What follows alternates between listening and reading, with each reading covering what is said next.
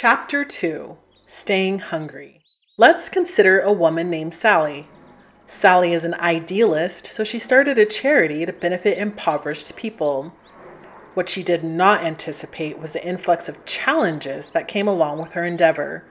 She did not realize that working in a nonprofit setting still counts as business, and that her work would involve far more business than just helping people.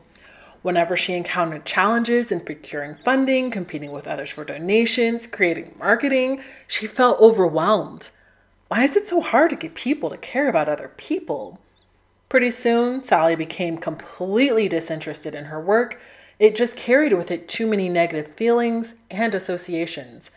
It only took a few months for her to give up on a cause that she cared deeply about. Hey, what's up everyone? It's Catrice and it's time for another book club edition.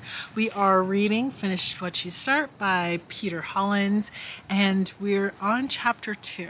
And chapter 2 is called Staying Hungry. I am unsure if you read the chapter. If you haven't read the chapter yet, that's okay. We're gonna go over it together right now. So stay with me. I'm trying to figure out what's wrong with Sally.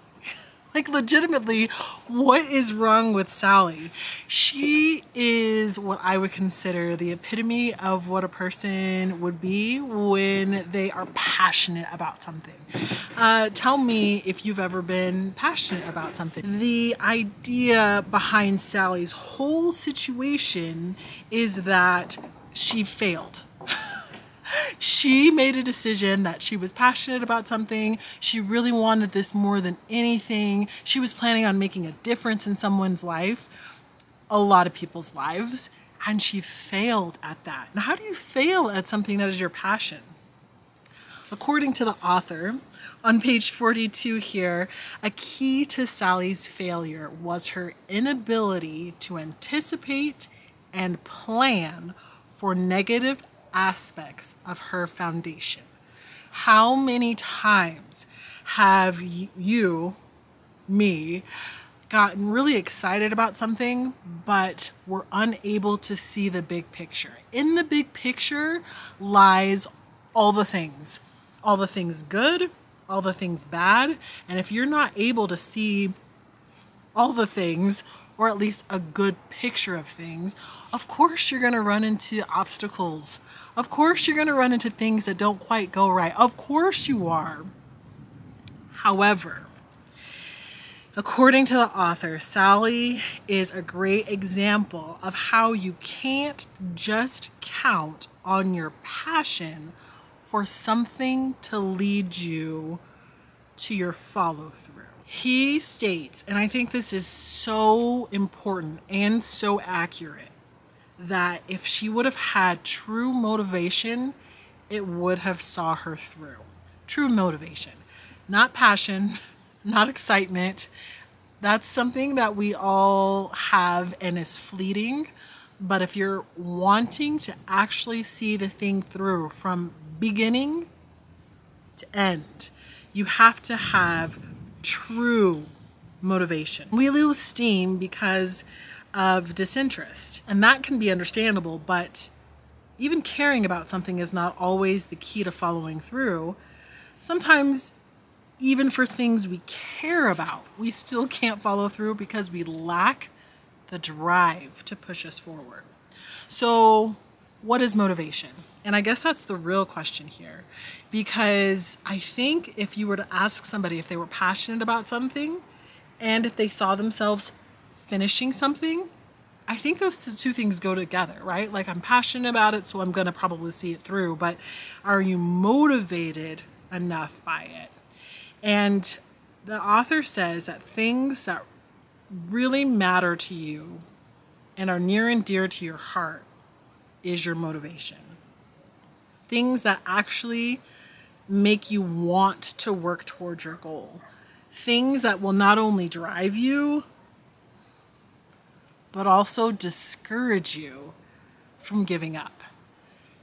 And it's cool that you can think about it in both of those aspects. Like, of course, when we think of motivation, we think of that being our driving factor. Of course, we're going to put in the work. Of course, we're going to do this. And I think the number one thing that I usually hear is family, right? So we, of course, are going to do this for our family, but we are also not going to do that or not going to give up for the same exact reasons. And sometimes I think those two things aren't meshed well together, because if your family were meshed with your motivation, then you would be able to be successful. Because I'm going to go out on a limb and say that you love your family, and so you're not trying to disappoint them.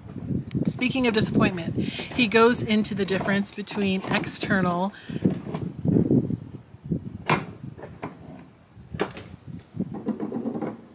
Did you get it, Naya? He goes into the difference between external and internal motivations. External motivators entail using sources beside yourself as motivation to do something. So typically, he says external motivators are also about avoiding negative consequences. For example, you might be trying to avoid disappointing your family by failing, so you are determined to succeed. You might be afraid of getting fired, so you act with aplomb. A majority of these motivators are punishments or negative consequences that you are desperate to avoid. And according to the author, the only positive external motivation is self-bribery. Regardless if that's the only positive one, you can still get a lot of mileage, he says, out of external motivators. And I would argue that most of us have external motivators. That's usually what we talk about, think about when we refer to what motivates you, what drives you. This part is cool because he starts to go into more about the accountability partners when it comes to motivation. And I probably don't need to tell you what an accountability partner is. It is what it sounds like. So we have accountability partners, and then we have accountability groups. And he says that we can use this external motivation to help push us, to help guide us. Because somewhere in there, we have this drive to do things for other people, more so than we have it to do for ourselves. Using that external motivator is a great way to continue to push you towards your goals, because you know that people are holding you accountable. You know that people are counting on you, and somewhere in there, we don't like disappointing other people. So if you are having issues finishing what you start, one might suggest an accountability partner. One might suggest an accountability group. But he goes further than that. He says there's something else that you could do if you're having trouble finishing what you start. And that is putting money down on whatever that goal is. So in this instance, he was talking about a gym membership, but I'm gonna swing it back to school, because I would argue that most instructors feel that if you are paying for your education, they get confused. They're like, I don't understand, why the student's not turning their stuff in, why they're not showing up to class, because they have made this investment in themselves. And so one would think naturally, because of the investment made, that they would see this goal through. But what you'll find as we're moving forward, we have those external motivators, but we really have to make sure that we've locked in our external motivation with our goals. If those two things aren't locked in, the goal does not get actualized. The final external motivator is to bribe yourself. And this is where you promise yourself a reward if you follow through. I will let you know that I have an Amazon cart full of things, and I will use that to my benefit. Every once in a while, I'm like, hey, you're falling behind on this, you're not doing this. If you do X, Y, and Z, then you can get something from out of your Amazon cart. And for me, I do the Amazon cart as a prelude to Christmas. I'm always Christmas shopping. I'm always doing something Christmas. But if I'm able to kind of dip into my Amazon cart sooner, and if I don't have to wait the entire year to request this as a present, then that's a huge motivator for me. So I know that's something that can work as well. External motivations, though, is really about avoiding pain. So figuring out what pains you're trying to avoid or can create for yourself, and then let your urge to avoid those pains drive you. So the pain of disappointing people, the pain of having to wait 365 days for something out of my Amazon cart. Usually it's those kind of factors that will help move you in the right direction. The author then goes on to talk about internal motivators. And internal motivators are very important. If you see a change of scenery, it's because it might be raining in a second, so we'll see. We'll see if I can finish this. Internal motivators are about what you want, as opposed to avoiding a negative consequence or punishment. He says if you're motivated by avoiding negative consequences, at some point in time, you realize, is it really that bad that I have to wait a little longer to get this thing from my Amazon cart? Now, maybe if it's like January or February or March, but if it's like September, October, November, is it really that big of a deal? At some point you recognize that you can just deal with those consequences. And that's why those external motivators can be a little flighty. Internal motivators are your why. Internal motivators are your why for taking action and putting in the effort. They say think of a donkey walking forward to reach a carrot. You know, the internal motivators are the carrot. And I know that this is his description of what the internal motivators are, but really the name of the chapter wraps it up for me. Stay hungry. Everybody understands what it means to be hungry. We will do whatever it takes to not be hungry. If you're hungry, you eat. You have to find a way to eat. We don't just sit around and say, woe is me, and then die of hunger. Nobody does that. One of my favorite motivational speakers, Les Brown, has a little bit where he says that you gotta stay hungry. You have to stay motivated if you want to be successful at your goals. How do you know if you've picked an internal motivation? Well, he says, start asking yourself these questions. How will your life change or benefit from achieving this goal? How will your family benefit from achieving this goal? What impact on others will you have if you achieve these goals? What positive emotions will you get? These are the types of questions you should be asking yourself when it comes to internal motivation. And between the two, there is no right or wrong.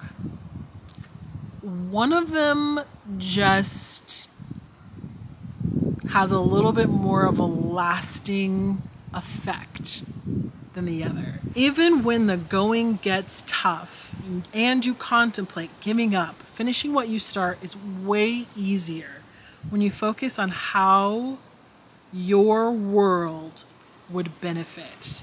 And that's really the end game. How is this going to make you the best version of you? There's one other thing the author says, or that I'm going to kind of go over today, and that's understanding opportunity costs. And he says everything in life is an opportunity cost, which means that everything you do will call for something from you. Every act takes away time or effort that could be committed to something else. So when you have decided on this goal, when you have decided to take action, when you've decided to move forward, and you're looking at the big picture, understand in the big picture, like if you've decided to go back to school, that has a cost. It has an opportunity cost. Whether or not it's your free time, not even whether or not it is your free time. You can't get around that. But if the motivation is there, if it truly is important to you, then nothing would stop you from being successful. According to psychological science, people are more inclined to follow through if they are exposed to the stimuli that remind them of their motivators. So if somebody has ever told you to write your goals down, create a vision board, all those things that we seem to think or claim or maybe feel are a little bit childish, there really is something working in your brain that helps you latch on to your goal if you were bombarded with that goal regularly. If you're bombarded with your motivation regularly, you have to see it. It has to be active. You have to feel it. It needs to be your world. The author says the best way to make the motivators work for you is to expose yourself to them often, and you can use cues to help prompt you to keep your motivation and thus help you to follow through. He says, but these cues need to stand out to you, and that you don't want to keep the same cue like the same time. So always going back and reviewing your progress and changing the pictures, but making sure they're still pushing you in the direction of your goal. These things are crucial to helping you follow through. What a fun chapter. Stay hungry. Stay motivated. I think that if you are trying to achieve a goal within the next few weeks here, and hopefully you've picked a goal. Like, I don't know what you were doing if you have not thought yourself to pick a goal, but pick a goal. Let's see if we can achieve something together over the next 4 weeks that we're hanging out. And in that achieving, I also am really excited about seeing if we can become more self-aware. So whatever little goal we pick for this 4 weeks, we know how to best set ourselves up for big goals in the future. And in this chapter, staying motivated, you will know. I want you to reflect back on a goal that you thought was your passion, that was your drive, it was your everything, and you gave up on it. And I want you to see if you could link back to why you gave up. I know I'm in a position in which I always ask people what their why is. And I know I alluded to this earlier, but people tend to tell me that it's their family. And I have recognized now, it's illuminated for me in this chapter, that if somebody is not doing the things that they are supposed to be doing to be successful, and they are claiming that their family is their motivation, we have two things going on here. Thing number one, that thing is really not that important to them. Because if it were important to them and the motivation is their family, then they wouldn't want to let their family members down. They would want to make sure that they had the best life for them. And they would do anything at all costs, any obstacles, to make sure that they navigated through those things. Or, I guess the opposite side is maybe they just don't really like their family that much. And in that case, that's okay. How about let's just pick a motivation that'll help drive us toward our goals. All right, that's it for today's session. I hope that you've enjoyed chapters 1 and chapters 2, jam-packed. I have no idea what else the author has in store, but I do know that chapter 3, Create a Manifesto, is what we'll be talking about next week. I hope to see you then.